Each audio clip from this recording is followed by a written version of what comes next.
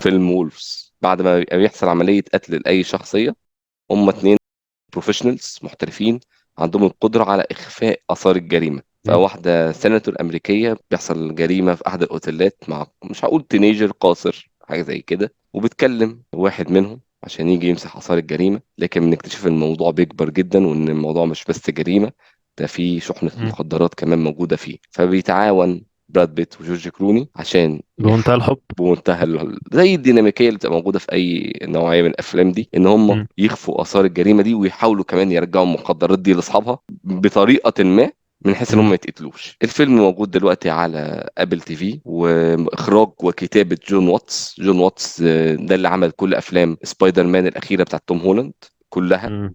الفيلم هو بيدور كله من اوله لاخره على الليله، ودي فكره حلوه نطاقه يعني. الزمني محدود. اه لا، احنا نطاق الزمني احنا بدأنا 9 بالليل، الفيلم بيخلص 7 الصبح تاني يوم.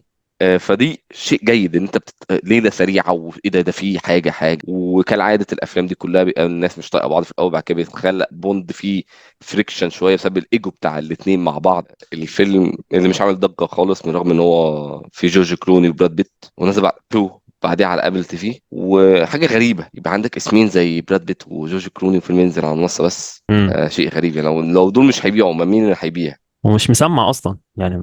خالص يعني حتى خالص. ما حدش بيقول عليه فيلم وحش، ما حدش بيقول عليه فيلم حلو. فيلم ما ولا نزلش يعني، كأنه بيعاملوه نزل كأنه يعني. ما نزلش. شيء غريب مم. جدا يعني. انت مم. ايه رأيك في الفيلم؟ انا عندي مشكلة مع الفيلم في حاجة مشكلة بس. واحدة.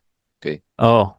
اه والله المشكلة في نجومه. انا الفيلم ده لو كنت بدلت براد بيت وجورج كلوني وجبت ناس من الصف الثالث مثلا، كان استقبالي الفيلم هيكون احسن من كده شوية. انا اخش اتفرج لكن عليه. مشكلتي ان في براد مثلا، لا لا، مثلا ما ما كنتش انا هتحمس اتفرج عليه هنا مثلا. هنا هختلف معاك.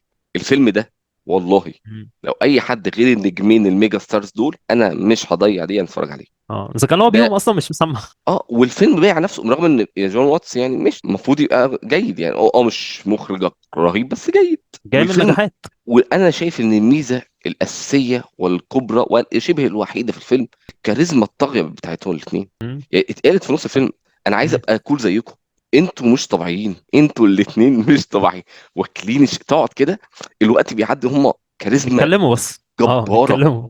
الاثنين هم في الجراج كاريزما، هم في المكان الغريب السفاري ده كاريزما، في المطاردات كاريزما، في الاخر في الجان شوت كاريزما. فاينل سين، بيتكلم الفاينل سين.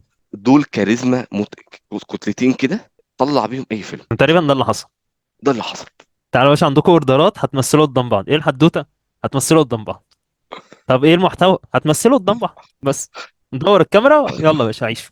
انا كان عاجبني حاجه واحده في الفيلم. عاجبني ان طبعا الفيلم كوميدي، بس انا عاجبني ان الكوميديا هم كانوا بيعملوها بجد. يعني هو ما فيش واحد فيهم في موقف واحد من الفيلم كان قاصد يطلع كوميديا. الاتنين طول الفيلم بيتكلموا جد والكوميديا براد بيت. بتطلع. لا، جيرك مي لا ده براد براد بيت. بيت لا. اقول لك حاجه، انا كنت في نص الفيلم قلت يا ريت يلعبوا على تيمة ذا نايس جايز، لانه مم. قرر يمشي ورا الحبكه. مفيش حبكه، مفيش حدوته خالص يعني. مم. يمشي ورا القصه. صلى على النبي يعني، واحد اللي في قلبك مفيش قصه. ما تضحكش يعني، ما نضحكش على بعض ونقول في قصه. لا هما جايين يتبسطوا مش جايين يشتغلوا يعني. واخد نفسه ان احنا بقى هنمشي في القصه ونروح بقى نتتبع الكروات والالبانيين. يا اسطى ما تتبعش. مم. الحوار مخرب من اوله لاخره. لا ما هو في هلس. هو في هلس، والفيلم الصراحة اتفق معايا اللي انا جاي هلس يعني. هو الفيلم ما ادعاش حاجة الصراحة. هل بس حلو؟ برضو النتيجة ان لا مش حلو طبعا. ما هو ما ما كنت لسه هو اقول لك ما هو النتيجة ده اللي النهائية لا. بنتكلم فيه. في مجهود يذكر فيشكر في الاخراج. في اللقطه اللي كانت موجوده في التريلر، وبحمد ربنا الحمد لله ان انا ما شفتش التريلر قبل ما اتفرج على الفيلم. اللقطه بتاعت قام خبطه بالعربيه، فالولد قعد يشقلب في الهواء كده ونزل. اه. عبط مم. بقى، دخلنا في الهندي منه. التريلر حارق قوي كل حاجه في الفيلم. ما هو في حاجة في الفيلم اصلا لا، عشان حارق يخبيها. البلوت الاساسي كله. هو بص، انا ما اقدرش اقول ان انا كنت قاعد طول الفيلم متضايق. انا مش انا متضايق. مش متضايق، مش متضايق ما لسه اقول خالص. لك في حاجه تانيه. فهي دي ميزة الفيلم، اللي هو انت ما قدمتليش حاجة بس في نفس الوقت ما خلتنيش اقول يا ريتني ما كنت اتفرجت، ولا انا ضيعت لا لا ساعتين ولا بتاع. خالص، انا ما ضيعت قلتش الساعتين. الكلمة دي. الفيلم كان رتمه سريع. طول الفيلم كان رتمه سريع. لكن في مم. لقطات رغم ان هو كان رتمه سريع، في بعض المواقف قضينا فيها وقت اكتر من اللازم. اكتر لحظه ممله بالنسبه لي في الفيلم شيء غريب، شيء عجيب، ما اعرفش جون واتس عرف يعملها ازاي: مطارده عربيات. اما عشان اقول ما مطارده فيهاش حاجة. عربيات ما فيهاش حاجه، ما فيهاش مم. حاجه، وقضينا فيها وقت اكتر من اللازم. والدنيا حواليك اتطورت قوي في النقطة دي يعني، فانت هتيجي دلوقتي ما اه، تقدمليش حاجة. ادي واحد. اما وصلنا بقى لقلب البلوت الاساسي، يعني انا اول نص ساعه في الفيلم حلو حلو حلو حلو، مسلي سريع، من اول ما طلعنا من الجراج لغايه ما مم. وصلنا للكازينو احنا في ولا حاجه. انا عايز اقول لك اصلا الوقت اللي احنا وصلني. قضيناه في الاوتيل ده وقت حلو. اه جدا، ده انا مش رايي الشخصي. يعني وقت حلو. افضل دخلت فترات الاتنين وتقديم الفيلم الحدوته. هي اول نص ساعه واخر 5 دقايق. انا طول الفيلم انا كنت مبتسم بسبب الكلام اللي هو بيترمى. يعني على فكره الفيلم ده تلقيح. لو انت عايز تضحك انت او لازم بيضحك. تركز قوي في الحوار. في تلقيح. في تلقيح وفي حاجات هو بيتكلم، هو وشه جد، انت تبص على الشاشه ووشه جد، بس هو بيقول كلام في منتهى العبط، وبالذات فاهم؟ كانت باينه قوي من براد بيت. ما هو عشان براد اه بيت حريف في الحته دي. اه بص يا عمرو، انا يعني اكتر حاجه اذت الفيلم ده هو الاستسهال. الفيلم ده سهل. الفيلم ده سهل. الفيلم ده احداثه بتدور تقريبا في يوم واحد، فالفيلم ده انا يعني هدور في الموضوع، بس انا اعتقد مده تصوير الفيلم ده لو جدول الاتنين فاضي فده مثلا قول 25 يوم ولا حاجه. ده احنا بنشرح لكم الفيلم ليه مش عامل اي نوع من انواع الصدى. يعني اللي احنا بنقوله دلوقتي ده اه، بنشرح هو ليه مش عامل اي نوع من انواع الصدى، لكن لان ببساطه في حاجات كتيره حواليه عملت اللي هو كان عايز يعمله احسن منه. ده كلام مم. بتكلم في حاجه. انت لو وحشك جورج كلوني وبراد بيت، انا مش هتفرج على وولفز، هتفرج على اوشنز.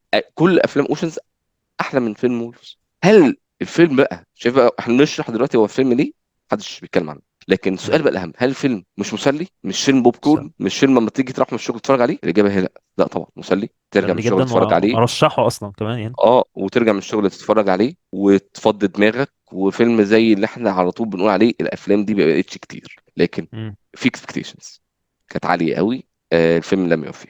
ارشح الفيلم ده للناس، ارشحه، بس يبقى شغال جنبكم كده، يعني انتوا مش هتنتبهوا الا في حاجات قليله قوي يعني، بس اللي هينتبه للفيلم ممكن، معرفش بقى، دي تجارب شخصيه تختلف من واحد للتاني، ممكن يضحك لان فعلا في حاجات بتتقال في الحوار في منتهى التخلف اللي في الدنيا، والاتنين اللي على الشاشه فعلا راسمين وشوش جد وبيدعوا اللي هم يعني فاهم ناس مثقفه وواعيه بقى وبتتكلم في كلام عميق وكده. فهو تجربه محيره الصراحه يعني. تقييمك ليه كام؟ انا تقييمي لفيلم وولف 5 من 10. اه، خمسة. 5 5 من 10. عشان يعني هم لولاهم هم كان دخل في مش لا المنطقة لا الباردة. لا لا.